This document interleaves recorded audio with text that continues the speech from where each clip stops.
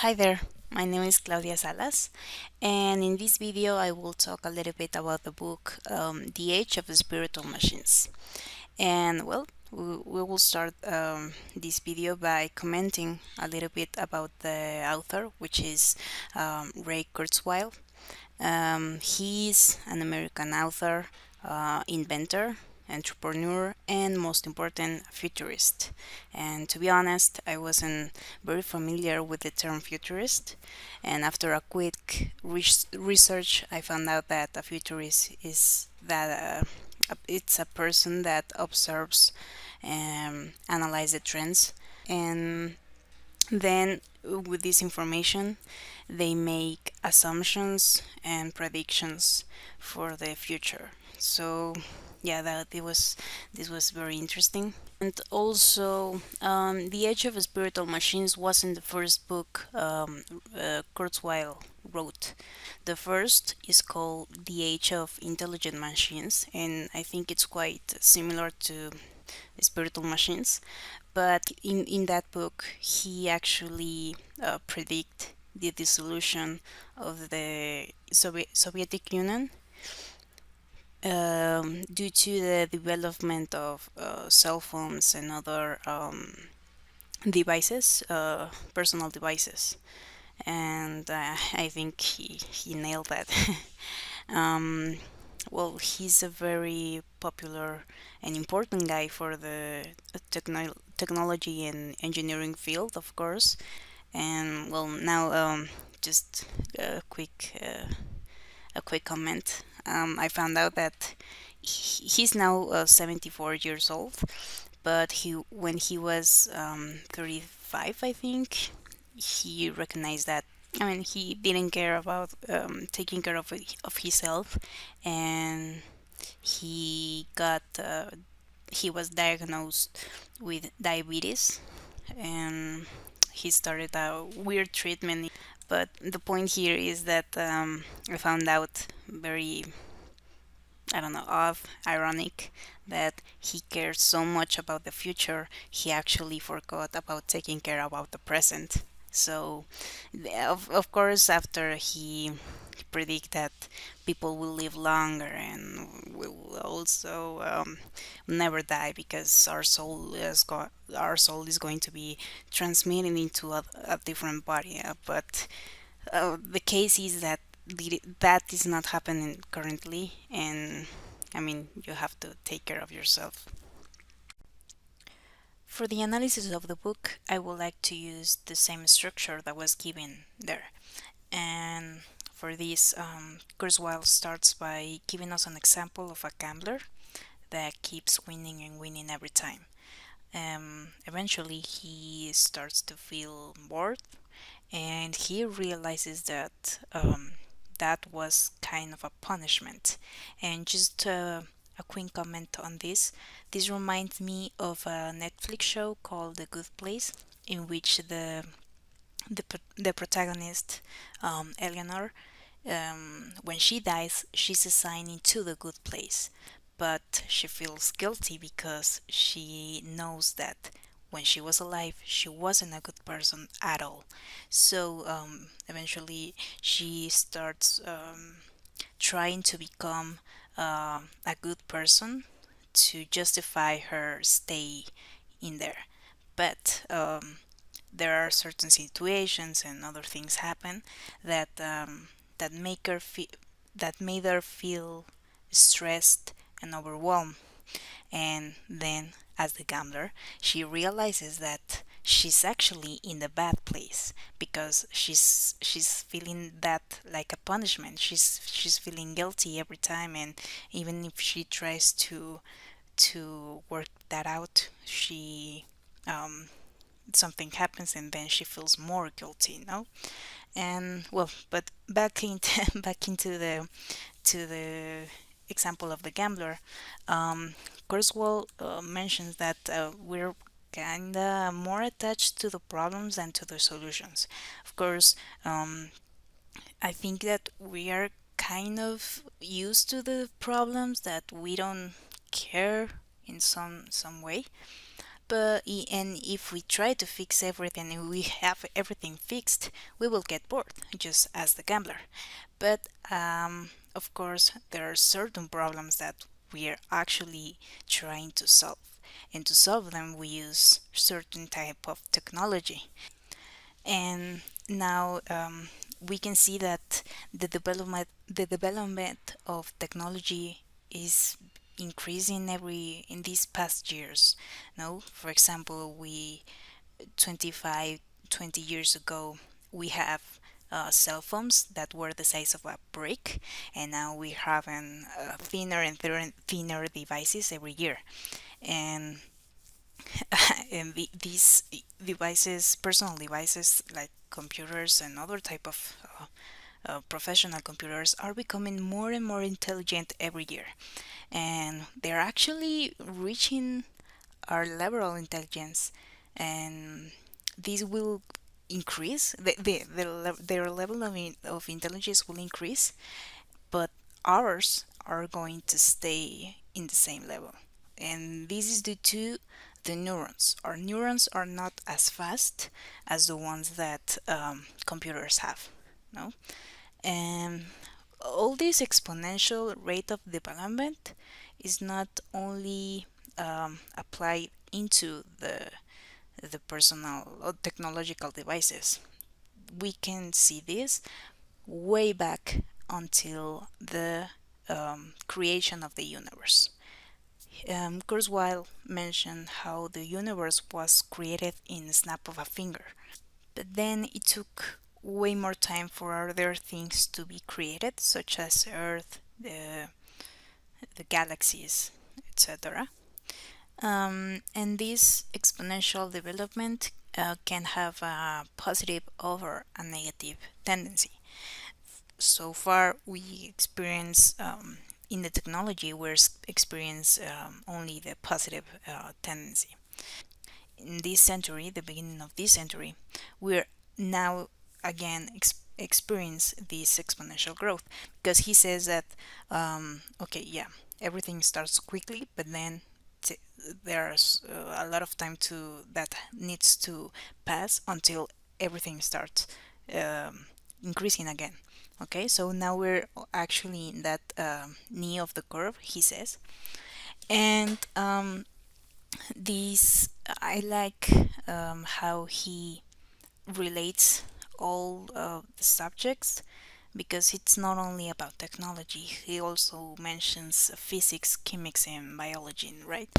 And he speaks of the evolution as I will say like an entity or a being, because he mentions how the evolution was this predecessor of the human intelligence, and he put it like first was evolution, and this is how the DNA was created, how this was such as I don't know, like data um, that were stored in a machine, but it's not any machine, it's a human, well, biological machine, which is our body. And then human intelligence was created, and of course with our intelligence, then we created other type of intelligence, which is the technology computers. Something that I found very interesting is that, as we mentioned before, yes, the computers are becoming more and more intelligent. He mentions the Moore's law, but they haven't reached our level because they lack something, that is consciousness and the capacity of interpretation.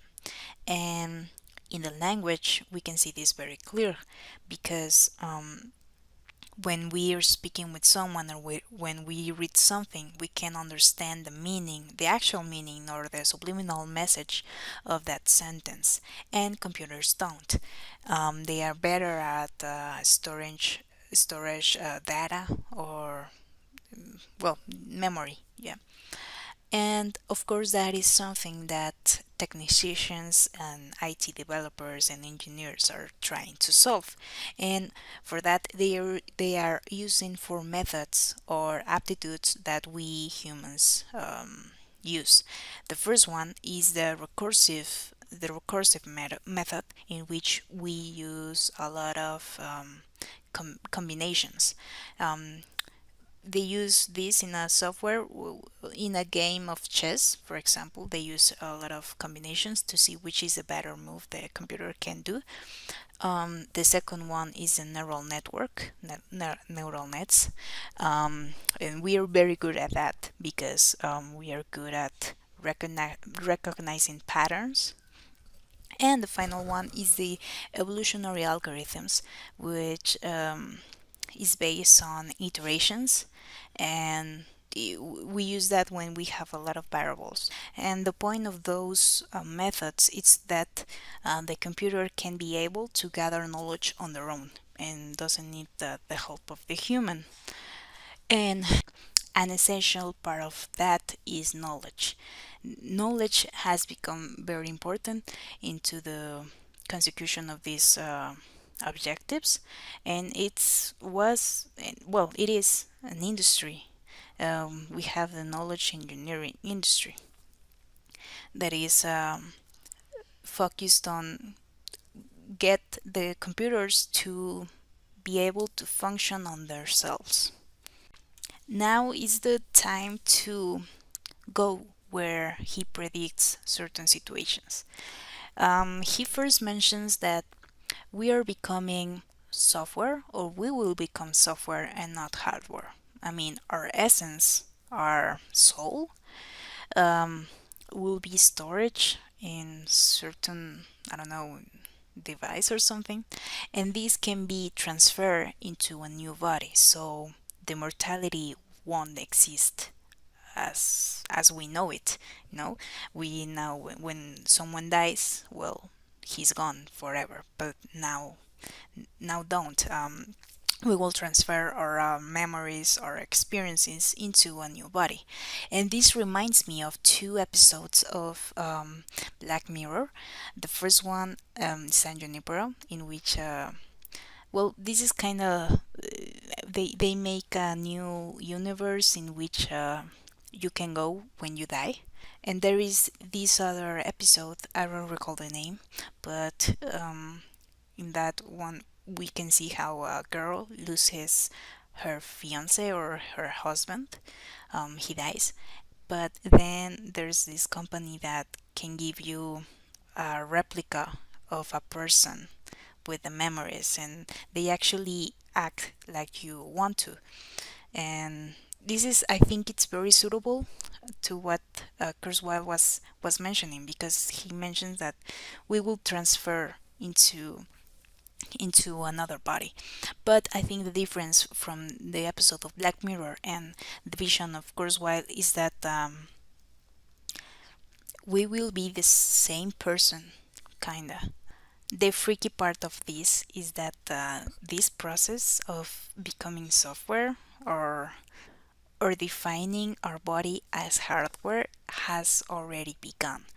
Um, we are already we have implants, we have artificial organs, like I don't know, artificial heart, pancreas. Um, we have prostheses, mechanic prostheses. Some there are some that are more developed than others, but I mean this process all are already begun. So, just like Kurzweil said, um, and for his predictions for the 2009, I think I quite delayed. I think that his predictions for that year are happening now. For example, in the education, what he described is happening now. I think this is we can relate this because there was a lot of chaos with the pandemic, and we can actually relate this to the law of chaos and time. But there are two aspects that I think he didn't nail. The first one is about disabilities. I don't think nowadays we have the opportunity to have contact lenses to visualize information in real time, or for the deaf people to see the translation of to sign language. I don't think we haven't reached that bar, or maybe it's in development, but it's not possible for the population right now. And the other part is about the military and the army. He said that we won't have wars, but we do. And this is something that has been present for the past years. But one thing is true, that he said that the ones that dominate the technology will be dominate in general, and we can see that with, I don't know, United States, China, I don't know, Russia. They've uh, put a lot of effort in these fields, and that shows. And for the other 2 years, he made assumptions for. I think that the only accurate thing could be the one about the metaverse. In the past years, we saw how big companies have made a lot of efforts to develop that type of technology, just like, I don't know, Meta with Facebook. And the thing is, I don't think we're using that as much as he said. Um, I think that after the pandemic, we're still enjoying the trivial things, no, like going to school, going to work, spending time with our family, and we still prefer the real life um, against the virtual one. Maybe in the future we will prefer to have a virtual life, because he mentions a lot of possibilities you can do there. But right now, I think we're still happy with our real life. Um, and yeah, like in the beginning, I said that I think we're delayed. Maybe the things that he predict for 2019 will occur in 2029, but okay, of course we'll see. And in general, I think that the most important thing was to discover and to know more about the futurist. I didn't know that a person could give such a detailed um, prediction for the future just by observing and analyzing the current trends. And yeah, that was really incredible, because he what he mentioned for 2019 2009, sorry, was very accurate for today. But even though it's not the year, I mean, the the ideas he had were very surprising. And I'm quite curious about what other modern Nostradamus have to say. I know won't be good, but I'm curious about what will happen in the near future.